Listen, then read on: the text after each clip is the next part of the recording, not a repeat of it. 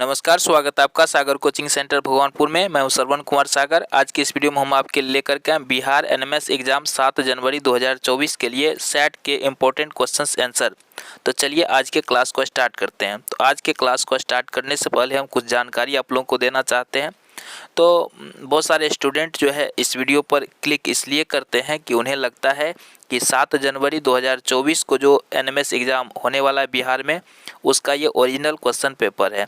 और भी बहुत सारे ऐसे चैनल्स हैं जिस पे इस तरह से बताया जाता है। तो आपको एक बात स्पष्ट कह देना चाहते हैं कि किसी भी चैनल पर, चाहे वो मेरा चैनल हो या किसी और का चैनल हो, किसी भी चैनल पर आपको ओरिजिनल क्वेश्चन पेपर नहीं मिल सकता है।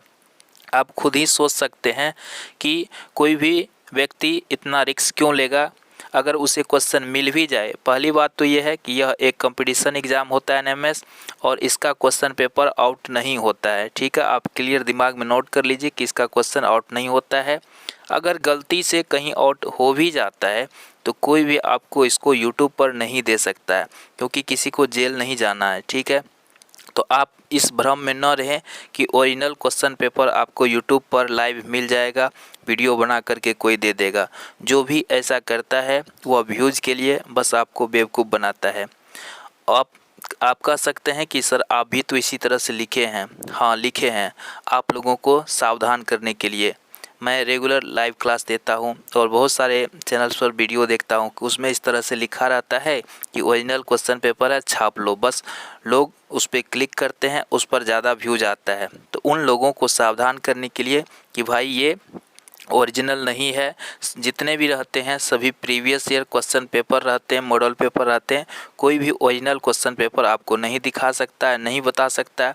अगर आपको मेरी बात पर यकीन न हो तो एग्ज़ाम अब ज़्यादा दिन नहीं है, आप मेरी इस बात को नोट कर लीजिएगा कि कोई भी चैनल पर ओरिजिनल क्वेश्चन पेपर नहीं दिया गया था। अगर आ जाए तो मैं वीडियो बनाना छोड़ दूंगा, अगर आप दिखा देंगे कि ओरिजिनल क्वेश्चन पेपर पहले ही किसी ने अपलोड कर दिया था तो। हाँ, मॉडल पेपर अपलोड कर सकता है, previous year question paper upload कर सकता है, और बहुत सारे क्वेश्चंस हम भी बताते हैं। इन्हीं क्वेश्चंस में से आपको आएंगे, इतना तो गारंटी है कि जो क्वेश्चंस हम बताते हैं आपको उसी टाइप के क्वेश्चन आएंगे, उन्हीं में से ज़्यादातर क्वेश्चंस आएंगे। तो मेरा कहने का मतलब ये है कि आप तैयारी पर फोकस कीजिए। इस भ्रम में न रहें कि कोई भी ओरिजिनल क्वेश्चन पेपर डाला है आप उसको रट लें और जाके परीक्षा में छाप दें। ऐसा अगर सोच रहे हैं तो ये आपकी सबसे बड़ी गलती है। हमें बहुत सारे मैसेज आए कमेंट्स में, जब देखते हैं तो इसी तरह से लिखा रहता है कि सर ओरिजिनल क्वेश्चन पेपर डालिए। तो भाई ओरिजिनल क्वेश्चन पेपर किसी के पास नहीं आता है और न आने वाला है। जो भी है इम्पोर्टेंट क्वेश्चंस है तो आप उसको पढ़िए, याद कीजिए, जो बनाने वाला है बनाइए, रिवीजन कीजिए, यही हम कहना चाहते हैं। तो चलिए इम्पोर्टेंट क्वेश्चंस लेते हैं, कुछ आपको बताना चाहते हैं। तो यहाँ पे देखिए पहला प्रश्न है, आप इसमें आंसर देने का प्रयास कीजिएगा ताकि आपका एक टेस्ट हो जाए कि आपकी तैयारी अभी तक कितनी हो पाई है, कितना प्रश्न आप बना पाते हैं। तो तैयारी कीजिए। देखिए यहाँ पे प्रश्न है, जब दो बल शरीर में विपरीत दिशाओं में कार्य करते हैं तो शरीर पर कार्य करने वाला शुद्ध बल होता है।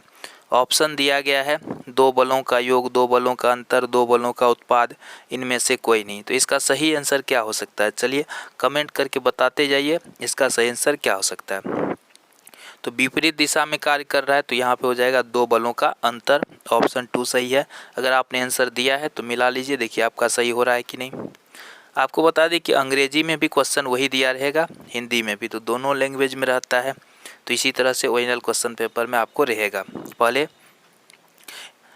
फिजिक्स का क्वेश्चन रहेगा, फिर केमिस्ट्री का, फिर बायोलॉजी का, उसके बाद इतिहास, भूगोल और नागरिक शास्त्र का, फिर गणित का। किसी पिंड पर कार्य करने वाले बल उसका परिवर्तन कर सकते हैं, है ना। तो देखिए दिशा, आकार, गति, उपरोक्त सभी। तो बल लगा करके तो दिशा बदल सकते हैं, आकार भी, गति भी। तो क्या हो जाएगा? उपरोक्त सभी आंसर हो जाएगा। उसके बाद देखिए अगला प्रश्न है, अस्नेहक के पदार्थ हैं जो घर्षण बढ़ाए, घर्षण कम करे, बल बढ़ाए, बल कम करे। तो अस्नेहक क्या करता है बताइए? अस्नेहक जो है वो घर्षण कम करता है। जैसे कैरम बोर्ड पर पाउडर डालते हैं तो वहाँ पे क्या होता है? घर्षण कम हो जाता है ना। तो यहाँ पे ऑप्शन 2 सही है।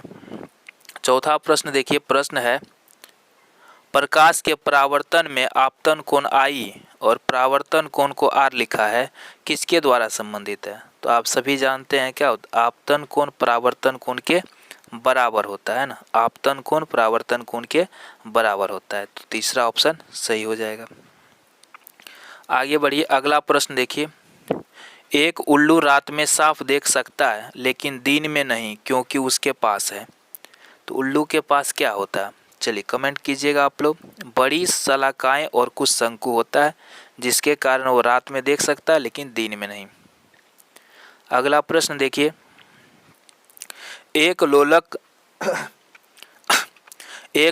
5 सेकंड में 20 बार दोलन करता है, इसकी समय अवधि है। तो यहाँ पर समय अवधि निकालने के लिए आपको करना क्या है, जो समय है उसको ऊपर लिखना है, जितना बार दोलन करता है उसको नीचे लिखना है, ठीक है। और इसको डिवाइड कर देंगे, भाग दे देंगे, जो भी आएगा वही आपका सही आंसर आएगा। तो भाग देने पर कितना आएगा, 0.25 सेकेंड आएगा। तो ऑप्शन 2 सही है। अगला देखते हैं, किस ग्रह के सबसे अधिक उपग्रह हैं। तो बताइए शनि ग्रह का क्या होता है, सबसे अधिक उपग्रह होता है। दूसरा ऑप्शन सही है। प्रकाश वर्ष किसकी इकाई है। तो प्रकाश वर्ष जो है ये इकाई है किसकी, दूरी की। 2 खगोलीय पिंड है ना की दूरी प्रकाश वर्ष में मापी जाती है। तो ऑप्शन 3 सही है। अगला प्रश्न है, निम्नलिखित में कौन सा सही है। तो देखिए इसमें सही कौन सा हो जाएगा, सबसे कम मान किसका होता है, स्थैतिक घर्षण का, उसके बाद सर्पी घर्षण, सबसे बड़ा हो गया स्थैतिक घर्षण, उसके बाद सर्पी घर्षण और उसके बाद लोटनी घर्षण। तो चौथा ऑप्शन इसमें सही है। स्थैतिक घर्षण जो है, सर्पी घर्षण का मान स्थैतिक घर्षण से कम होता है, यानी सबसे बड़ा स्थैतिक घर्षण होता है। अगला प्रश्न देखते हैं। प्रश्न है, निम्न में से कौन विद्युत का कुचालक है। चलिए कौन सा इसमें कुचालक हो जाएगा, सही आंसर क्या हो जाएगा इसका, आसुत जल क्या होता है, विद्युत का कुचालक होता है। एलईडी में छोटा पैर हमेशा जुड़ा होता है, ऋणात्मक टर्मिनल से ये जुड़ा होता है। दूसरा ऑप्शन सही है। चलिए अब रसायन शास्त्र का प्रश्न देखते हैं। 11 प्रश्न आपको फिजिक्स से आएगा, बाकी देखिए रसायन से कितना आता है। चलिए देखते हैं। टेरिलिन एक लोकप्रिय डैश है, क्या हो जाएगा इसका आंसर, पॉलिस्टर है ना। आप लोग भी आंसर दे सकते हैं कमेंट में। भारत में रेयान का पहला कारखाना कहाँ पर स्थापित किया गया था। तो काफ़ी इजी है आपके लिए, सही आंसर क्या है, केरल में। वह न्यूनतम तापमान जिस पर पहुंचने के बाद कोई पदार्थ जलना शुरू कर देता है उसे पदार्थ का क्या बोलते हैं, ज्वलन ताप बोलते हैं। उसको क्या बोला जाता है, पदार्थ का ज्वलन ताप। अगला है, आग उत्पन्न करने के लिए इनमें से किसकी आवश्यकता होती है। ईंधन तो चाहिए ही, वायु भी चाहिए, ऊष्मा भी चाहिए। तो इसका मतलब उपरोक्त सभी इसका सही आंसर हो जाएगा। अगला प्रश्न है, आजकल पक्की सड़कों के निर्माण में कोलतार के स्थान पर कौन सा पेट्रोलियम पदार्थ प्रयोग किया जाता है। तो कोक, बिटुमेन, कोयला गैस, ये हो जाएगा बिटुमेन। ऑप्शन 2 इसका सही है। अगला देखते हैं, मृत वनस्पति के धीमे प्रक्रम द्वारा कोयले में परिवर्तन को डैश कहा जाता है। तो इसको हम लोग क्या कहते हैं, कार्बनीकरण कहते हैं। अगला प्रश्न है, इनमें से कौन सा तत्व ऐसा है जिसमें धातु और अधातु दोनों के गुण पाए जाते हैं। तो ये हो जाएगा सिलिकॉन भी हो जाएगा, जर्मेनियम, आर्सेनिक, ये हो जाएगा उपरोक्त सभी। ऑप्शन डी इसका सही है। इनमें से क्या अधातु होते हुए भी विद्युत का कुचालक है। अधातु है और विद्युत का कुचालक है, तो इसका सही आंसर क्या है बताइए। अगर आप जानते हैं तो कमेंट जरूर करें, ग्रेफाइट होगा।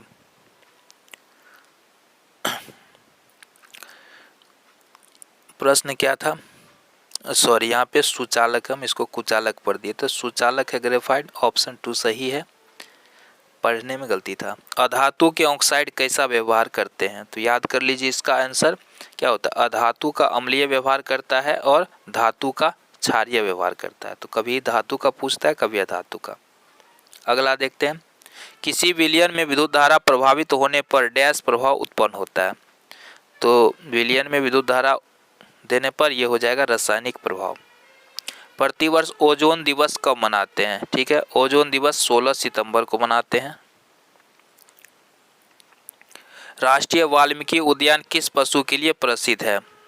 ये वाल्मीकि उद्यान जो है ये बाघ के लिए प्रसिद्ध है। मनुष्य के लैंगिक प्रजनन में माता या पिता के कितने गुणसूत्र युग्मनज शामिल होते हैं? तो हो जाएगा 23 जोड़ी। लड़कों में मूंछ और दाढ़ी निकलने के लिए कौन सा हार्मोन उत्तरदायी है? टेस्टोस्टेरोन। ये ठीक है, ऑप्शन 1 सही हो जाएगा। निषेचन की क्रिया कहाँ पर संपन्न होती है? तो याद कर लीजिए, ये अंडवाहिनी में होता है, ऑप्शन 2 सही है।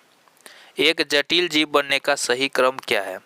कोशिका से उत्तक बनता है, उत्तक से अंग और अंग से अंगतंत्र, ऑप्शन 1 सही है। अगला देखते हैं, विश्व एड्स दिवस प्रतिवर्ष कब मनाते हैं? 1 दिसंबर को मनाते हैं। वनस्पति, वन्य जंतु और जनजातियों के पारंपरिक जीवन को बचाने के लिए संरक्षित क्षेत्र को क्या बोलते हैं? जीव मंडल रिजर्व बोलते हैं। ग्रीन हाउस प्रभाव का कारण है? सेंसर क्या हो जाएगा? वायुमंडल में अत्यधिक कार्बन डाइऑक्साइड होना। खेत से खरपतवार को हटाने को क्या कहते हैं? इसको निराई बोला जाता है। वर्षा ऋतु में उपजाई जाने वाली फसल को क्या बोलते हैं? खरीफ फसल बोलते हैं। चलिए अगला देखते हैं, गेहूं में रस्ट रोग होने का कारण क्या हो जाएगा? कवक। जीवों में निरंतरता के लिए आवश्यक क्या होता है? प्रजनन आवश्यक है। एस्ट्रोजन क्या है बताइए? ये एक स्त्री हार्मोन है। अगला देखते हैं, पुर्तगाली नाविक वास्को डी गामा कालीकट कब पहुंचा था? 1498 ईस्वी में। रैयतवाड़ी प्रणाली का जनक किसको माना जाता है?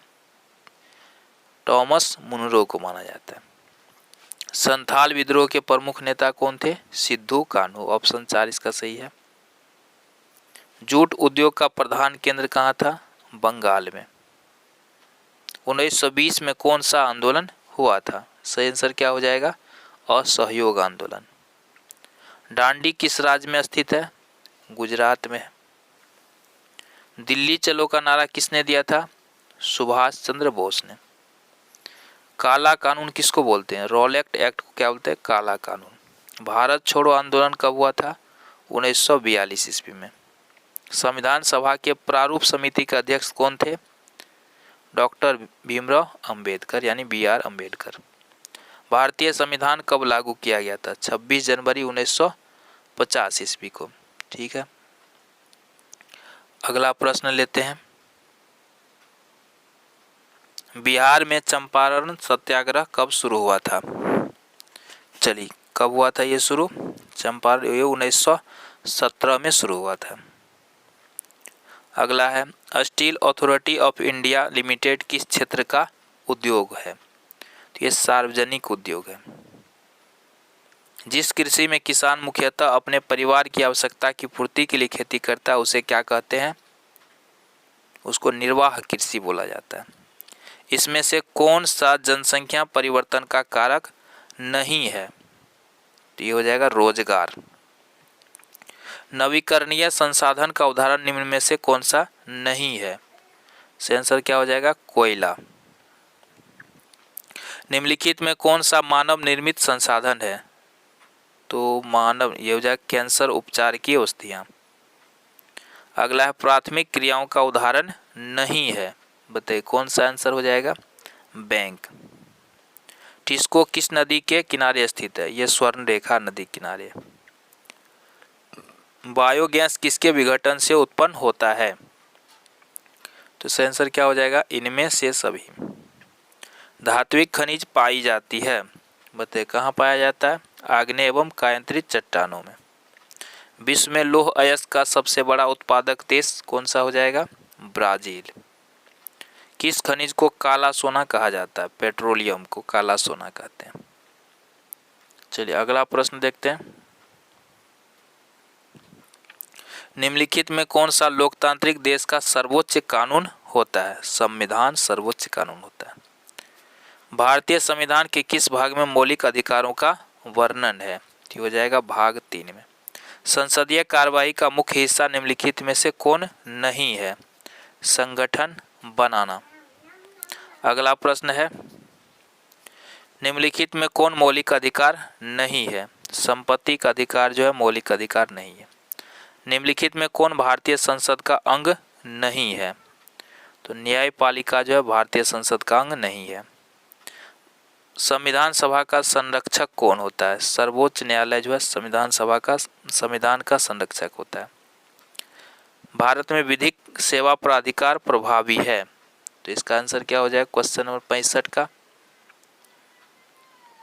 सही आंसर हो जाएगा 1995 से।